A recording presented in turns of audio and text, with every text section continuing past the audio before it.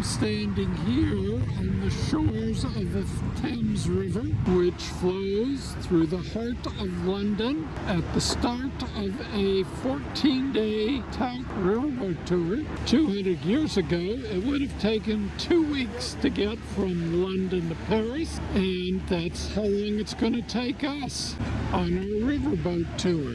We're on a river cruise now. Yes, we have some hotel components in the beginning and the end, and so we'll have hotel stays. But when we leave here on Friday, we're going to travel to France to our ship, the Swiss SAPPHIRE, where we will have a 9-night cruise on the SAPPHIRE.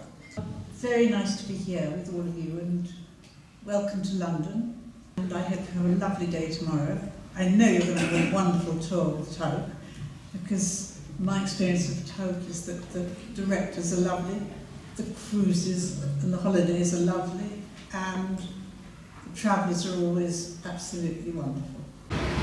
With the hotel decorated in lights, it's time to end Wednesday, the first day of the tour.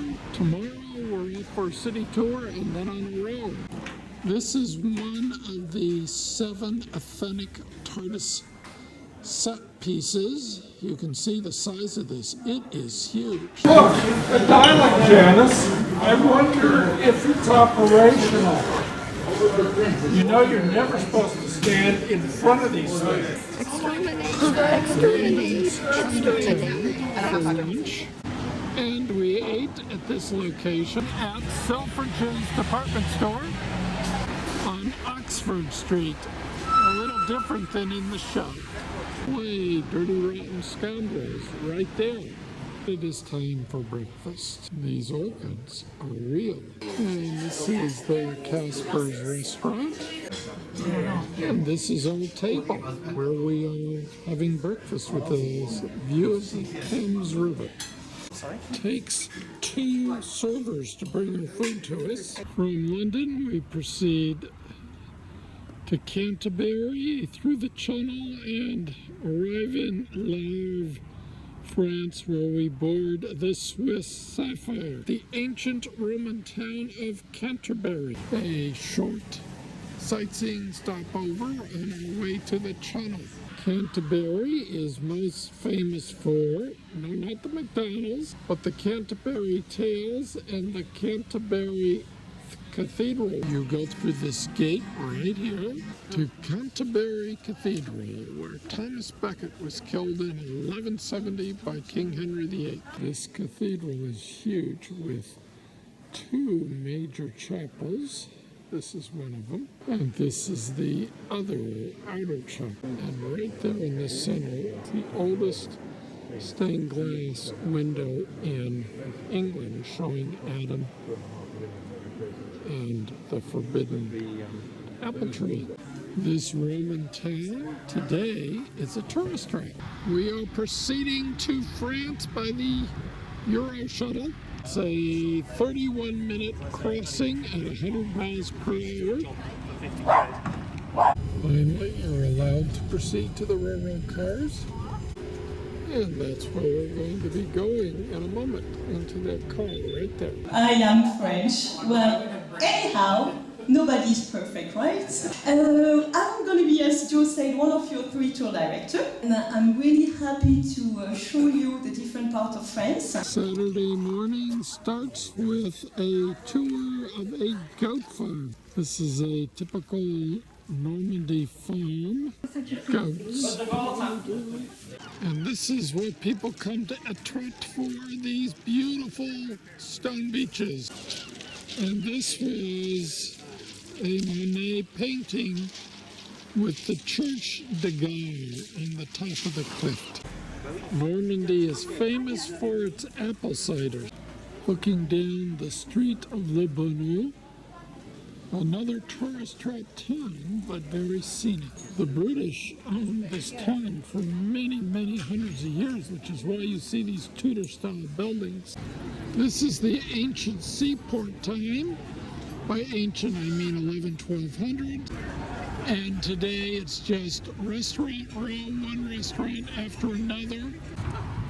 Our day at the resort town of Floor ends and it's back to the ship. Sunday morning begins at Point du Hoc, the bunkers that the Rangers climbed up to capture at the start of D-Day, 6 June 1944. This is one of the gun emplacements. There were no guns in it because it was still under construction. So when the Rangers got over the top, this is what they had to take. And that's what the cliff that the Rangers hiked up looked like. So this is the Point du Hoc and the barbed wire that met the Rangers at the top of the cliff. We are at the American Cemetery, and everyone is getting a white rose to put on a grave. This is half of the American Cemetery where 9,000 soldiers are buried. That's the chapel in the middle. So they let you walk on the grass among the graves. You can see the names. 9,000 graves, and a huge percentage are not D-Day, but for the entire war, some as late as 1945. This is pretty much how the beach would have looked in 1944 from the gun position here that would have been firing unobstructed onto the landing craft in the beach. I am now standing on Omaha Beach in the center, now looking westward to Point du Hoc, 2 miles that away. And these are the various D-Day monuments which are built every 5 years. We are now at the French town of Armache. This was the largest port in Europe during 1944, especially after the American Mulberry port at Omaha was destroyed by the weather. Today, of course, Armache is a tourist trap. Now let's look at a typical European riverboat. In this case, Tauck's Swiss SAPPHIRE, built in 2008. 3 passenger decks, 118 passengers, 25 crew. Riverboats also have a top deck, which can be completely dismantled and leveled if needed to get underneath a low bridge. On most riverboats, it costs money to have a drink, but not aboard the Tauck Riverboat Cruises. Riverboats have 2 dining options. So this is apple cider that I bought at the goat farm. It is now being... So sunset on the Seine finds us sailing to Rouen, the home of Joan of Arc, where we pick up our Monday adventures. Monday morning finds us in the town of Jumieges at the famous abbey. Built in the 1100s, became the largest abbey in Normandy, and then was destroyed in the 1600s during the 30-Year War. This is the oldest street in the town. The most important site in Rouen is the Cathedral of Rouen. This is the tomb of Rollo, the Viking who signed a treaty with France and founded Normandy in around 1000 AD. Boiling. This is the tomb of Richard the Lion-Hearted.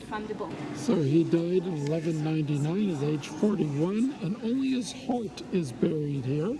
This lion is not representing Richard the Lion-Hearted, it's the sign of resurrection. This is a typical Norman shop. The ground floor is in cement in a business. This house, which dates back to the 1300s, the second and third floors were for the family. This depression in the wall is from wheel hubs when they got too close to the wall. Later on, they put stones to keep them further away. So this clock, built after the 100 Years' War, marks the start of the shopping district. Rouen has a Scottish restaurant, but not Starbucks. And our quiz burnt at the stake where the bottom of that cross is in here, nobody wept. 1349. This is the building where Joan of Arc's second trial occurred 26 years after her death, and she was declared innocent in this trial. Too late. Sunrise, day 7 of the tour, finds us at the small fishing village of Les Andelys, which is famous for one and only one thing: the castle of Richard the Lionhearted on the hill overlooking the town. We will be visiting that castle shortly and then walk back into town. Les Andelys is nestled up against the white chalk cliffs along the Seine. High quality riverboats will have a towel and something for you to drink when you return from your walk. For lunch, there could be a barbecue. I'm having a hamburger. With one look at the castle, we are off to the very next port. They're done. In the afternoon, there's ice cream, gelato. Every so often, as one cruises along the rivers in Europe, one will come to a lock, such as this one. Let's look at a typical room aboard the Swiss SAPPHIRE. Around 3:11, let me know. Oh, hello. Can I come in? Yes. Let me show you the room. First, we have in the entryway a coffee service and some drawers to store things in. And this is the living room, the salon area, with a small balcony. And this is the bedroom area, and also a desk with stationery and writing area for the computer. Underneath the television is a small refrigerator with complimentary beverages. And here is the bathroom with a bathtub. And there is also a walk-in shower with a handheld shower head. And finally, we have a walk-in closet with drawers, shelves, and hangers. And the closet also contains a safe. Now I'm going to mislead you. I'm Shireen Dock, and I'm not English.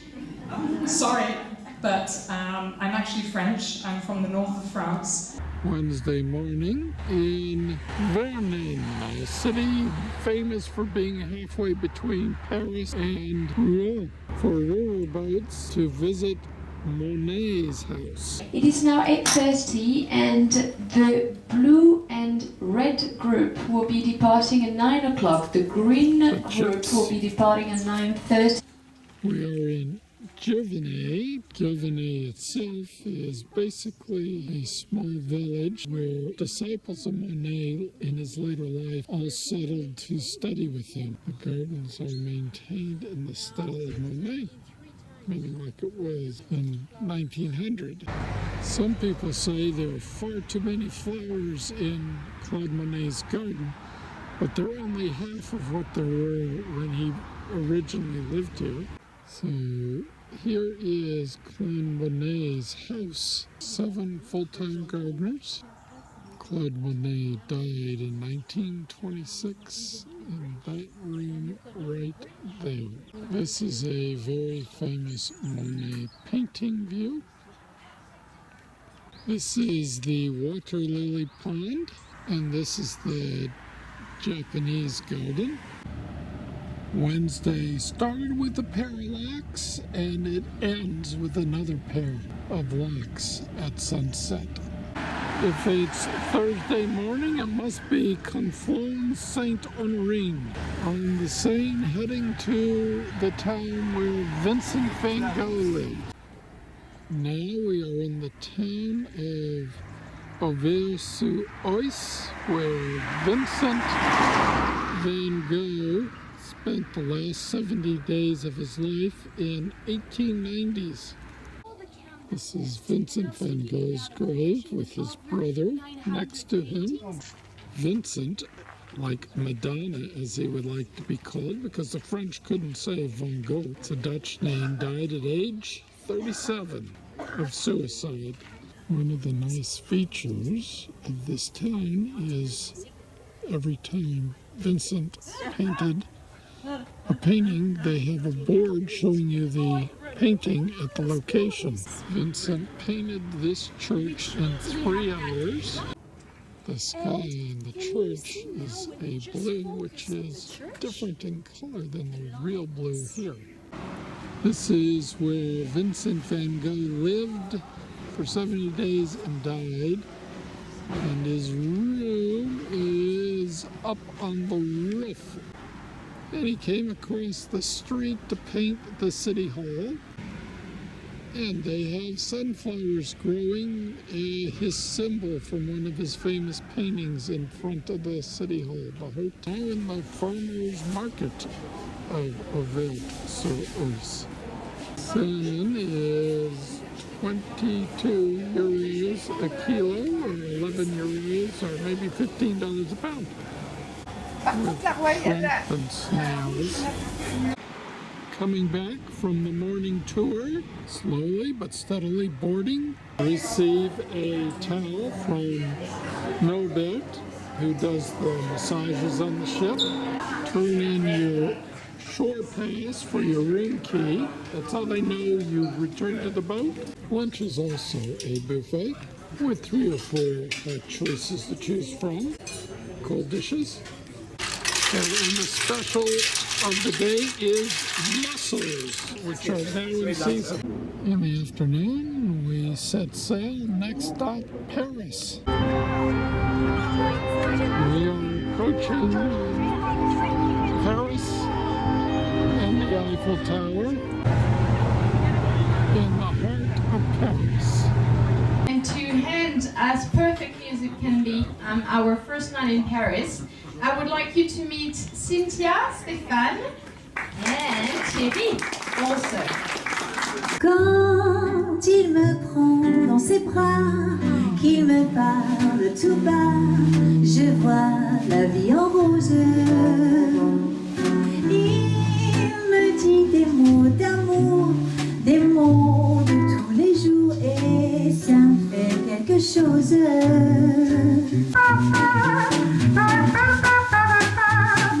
Friday morning, another brilliant sunny day here in Paris. Les Invalides, where Napoleon is buried. So this part was built to be used as a church. This is the garden of Les Invalides, and at the bottom of the circle is Napoleon's tomb. Napoleon's tomb from tomb level. This is the Latin Quarter, one restaurant after another, into a macaroon store. Specialty of this place is frog's legs. We've got into a bakery, and these are all quiches, different types. Maison de gyros. One can almost feel like they were with Louis XIV's walking party in the afternoon at Versailles for exercise. Bien dîner. Il faut toujours te tirer les verres du nez pour savoir pourquoi tu fais la fête. Pourtant ta vie, elle est chouette. C'est sûr tu te sens vraiment mal. Une envie de dormir infernale. Tu finis sur le canapé, encore une soirée de raté. Non, pas de ça chez moi. Non, pas de ça chez moi. Well, with the Eiffel Tower sparkling in the distance, this could be a great place to end the 14-day Tauck tour from London to Paris.